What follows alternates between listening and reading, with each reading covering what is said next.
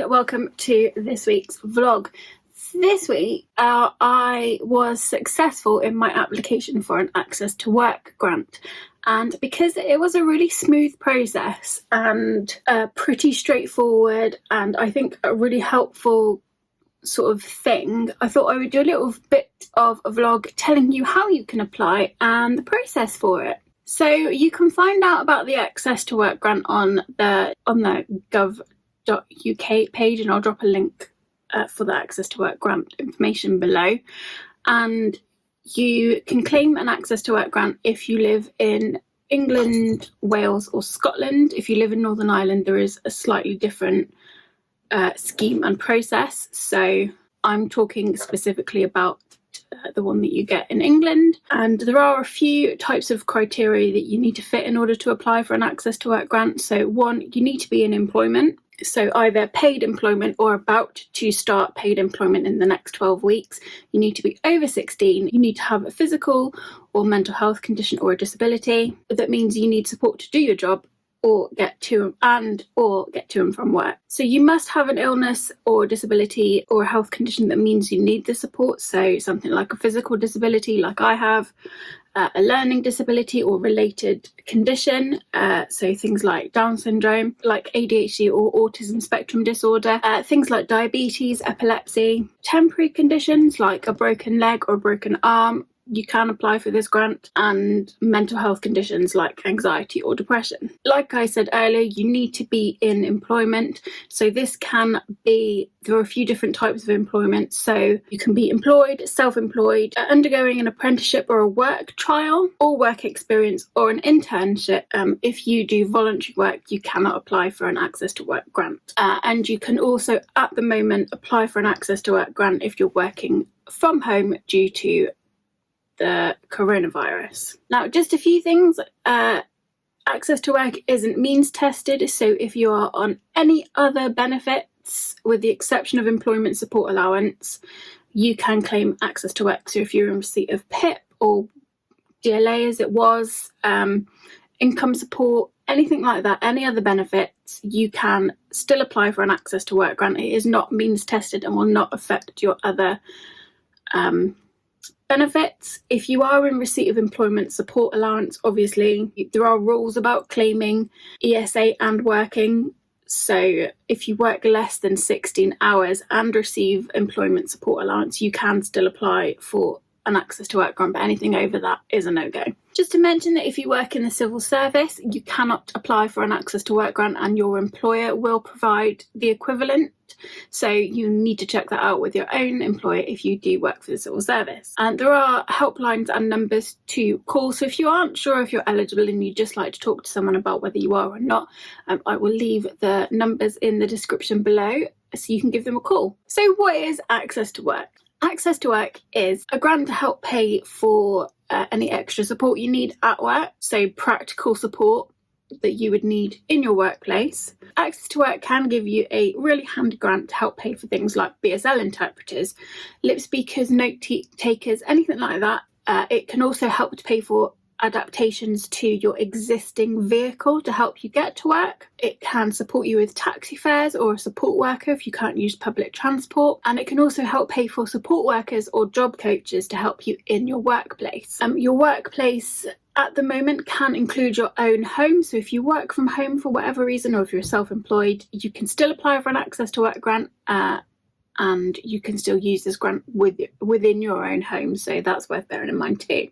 Like I already said, it doesn't matter how much you already earn, it doesn't matter how much you earn in a job, it doesn't matter about your benefits, you can still apply for an Access to Work grant. It isn't means tested, it isn't based on any current wages, it is a completely separate standalone thing. If you do get a grant through Access to Work, you won't at any point have to pay it back, I guess unless you were lying about needing it and were found to be fraudulent, then maybe you'd have to pay it back. Hello. I briefly mentioned it can help you manage mental health at work, and it's important to know that you don't need to be officially diagnosed with a mental health condition in order to be eligible. And there are Access to Work funded mental health services called Able Futures, and the other one's called Remploy or Reemploy. I'm not sure how you say it, but I will drop their websites below for you. So yeah, there are tons of things that an Access to Work grant will cover, and it can really help you in your current workplace. It can help you if you've been off for a little while and you're planning on getting back into work. It can help you. It's a really useful little grant. It can help with all sorts of things that you maybe haven't thought about. It is, again, important to note that this Access to Work grant will not help you with reasonable adjustments. I've talked about reasonable adjustments before on this vlog as part of my actual workplace, and I will leave the link for that vlog below. So reasonable adjustments that your employer should provide by law are not covered by an Access to Work grant, because your employer should provide them. Again, Access to Work can give you a little bit of advice on what to do about that. So it is always worth checking out their website and giving them a call. So you can apply for an Access to Work grant over the phone or online. I did it online. It's a really easy form to use. It looks like this. So you have to provide your contact details. You have to provide the workplace name and address. So if that's your home or your workplace, you have to provide full contact details for your workplace. You also need to provide a workplace contact, just so that the DWP can confirm everything you're saying about the times you work, where you work, that sort of thing, the hours you work. But they won't contact that person without your permission. So you don't need to worry about them randomly contacting your employer. They won't do that. They will ask your permission before they contact them. If you're self-employed, you will need to give them your unique taxpayer reference number, and you'll also need to disclose any information about how your condition affects your work, how it affects you getting to and from work, and you'll need to disclose what support you think you're going to need. And that's it. So once you've applied, like I said, I did it online. I was told that there was quite a hefty waiting period. I got like an auto email reply to say that there was a waiting period, and it could take anywhere between 6 to 8 weeks. It was actually much longer than that. So yeah, I applied last November. It feels like an absolute age ago. And what I applied for was help with getting to and from work. As you should know, if you're a regular viewer of this channel, I am disabled. This means that in my current job, I cannot access public transport. It is not accessible to me. It's too far away. I would have to take more than one bus. That would be sort of 4 buses a day. And even then, I wouldn't be able to get from my house to a bus stop. So I get taxis to and from work. And I have got taxis to and from work for years now, since I was first employed within the NHS. So 10.5 years now, I've got taxis to and from work. And for various reasons, the costs of these taxis has risen and risen. I work 2 days a week in the office. I do my other 2 days from home. And to get to and from work on those 2 days, it costs me £50 a week. If I was to go into the office for my full 4 days a week, I would be forking out £100 a week in taxi fares. My taxi fares, because they run on a meter, that meter ticks over in traffic. My taxi can be anywhere between £10.30 to about £12.60. It really can vary dependent on traffic, and it is, at the end of the day, a lot of money. And yes, this is what my PIP money pays for. If I was to go into the office every day, my taxis would cost me £100 a week. That's £400 a month, so that's more than my actual PIP would cover. So my PIP money doesn't even cover my taxi fares if I was to work full-time. Yeah, it has gotten to the point where I do need a little bit of help getting to and from work. That was why I applied. So I applied online, really easy, filled the form out, answered the questions, brilliant. And then I sat and waited, and like I said, I applied in November, and I finally got my call back from a lovely lady at the DWP last week. She did apologise for the wait. She explained there was a backlog, which is fine, I get it. I didn't get a prior warning that she was going to call. I just had a call from the DWP, and it came up as an 0800 number. The Spice Girls generation, I don't answer the phone to numbers that I don't know. I let them ring, and then I Google the number. So I saw that it was the DWP. I did have quite the panic, because I was absolutely convinced that they were phoning me to take my PIP away. But within a few minutes, I got an email from the assessor to tell me that she was calling about my Access to Work grant, and that she would call me the next day at 12:30 if that was convenient. So I replied, said, yep, that's fine. And that was it. I waited for the call. But like I said, that 0800 number came out of the blue. I wasn't advised that I was going to get a call. So just bear that in mind, that they might not notify you before they call. They might just ring you out of the blue. They will, I think, follow up that call with a voice message if you don't answer to let you know who it is. So you don't need to worry about it too much. But if you are not a fan of unknown numbers, just bear that in mind. The next day rolled around. She called at exactly 12:30, like she said she was going to. She explained who she was. She explained what the call was about. She explained that she was basically assessing my eligibility and just double checking what I was claiming for. It was fine. She asked me a lot of questions. So obviously the questions you are asked will depend on what you've applied for. So the questions I was asked apply to what I'd asked for. So you won't necessarily get the same questions, but this is just to give you an idea of what the process is like. So she asked me lots of questions about my journey, about why I couldn't get a bus. She asked me what my job role was, if I had any other issues at work. She asked what days and hours I worked. She asked me to confirm my manager information, which was she asked if my husband could help with getting me to and from work. She asked if colleagues could help getting me to and from work. She asked why I couldn't get public transport, and she also asked if, once I explained that the bus stop wasn't accessible, she asked if the bus was accessible, would I be able to get public transport? We talked about that a little bit. She asked how my condition affected me, and then she asked sort of the costs and things. So once we'd gone through all that and I'd answered all the questions, we chatted for a little bit about my condition, about how it affects me getting to and from work. She asked me if there was anything else Access to Work could do for me in the workplace. Was there any other support or help I needed? At the moment there isn't, so I explained that. She said if circumstances were to change I could give her a call back. So actually I really appreciated that. I appreciated that nudge to see if there was any more help they could offer. I thought that was really great. She then asked me to provide 3 separate taxi company quotes, which is fine. That was something I could do. And she also asked if I was happy for her to contact my employer.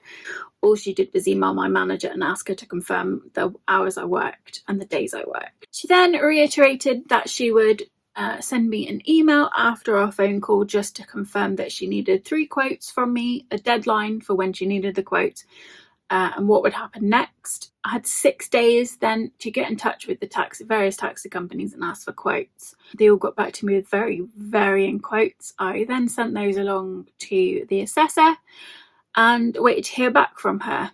She called me back on the 26th of April as agreed.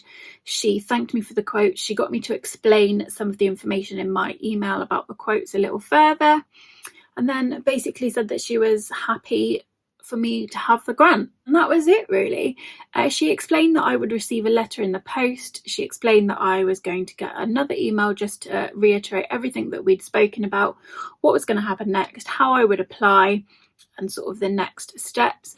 Just to add here, she did mention that if I'd have kept my receipts from the date that I first claimed, back in November, I would have been able to claim those taxi monies back as well. So bear that in mind. It was agreed that I could have up to £13 per taxi journey. And that's it really. So what happens now is I wait for the letter to arrive. There'll be a form with that letter where I provide my bank details and send that back to them. And then via the email she sent me, it had a copy of the claim form that I need. Basically, when I am ready to make a claim for the taxi, so I pay them up front. There are a couple of different ways you can receive the money for this sort of thing. So they can pay directly to the taxi company and you can have an account with that taxi. Your employer can pay for it and then they pay your employer back, or I pay for it up front and then they pay me back. And that's the option we've gone for just because it's the easiest. I am in charge of booking my own taxis. I use the company I want. at the times I want, and I just basically get a receipt from each journey and then send the receipts off. The email information explained that they won't process claims via email, and they won't process any claims older than 6 months. All I have to do is get my taxis, book them as I usually would, get a receipt from the taxi driver, and then every couple of weeks fill out a claim form, send them the receipts, and they will then pay that money straight back into my bank account. So yeah, for me, I'm really pleased with the process. I think it's worked out really well. I've got what I wanted. It's going to really help with the cost of getting to work, and I'm really pleased. And like I said, she was a lovely lady. I didn't feel like she was trying to catch me out at any point, if you see what I mean.